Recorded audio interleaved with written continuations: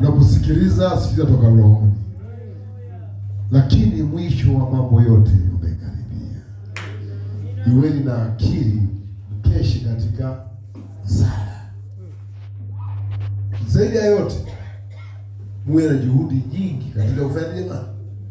Kupenda. Zaidi ya yote, tuwe na juhudi katika kupenda, maana mwisho wa mambo yote umekaribia. Jamani, tuwe na akili jamani. Wawe na akili wewe ambaye uelewi, wawe na akili. Maana mbele yako kuna hatari. Bwana asifiwe sana. Je, una juhudi katika ibada? Bwana asifiwe sana.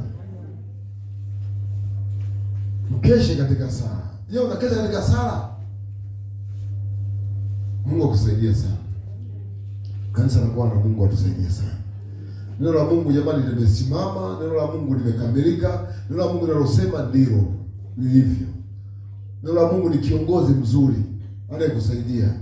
Maana hata kuwa mjanja, mwisho wa mambo yote umekaribia. Hata kuwa mjanja kwamba mimi nina akili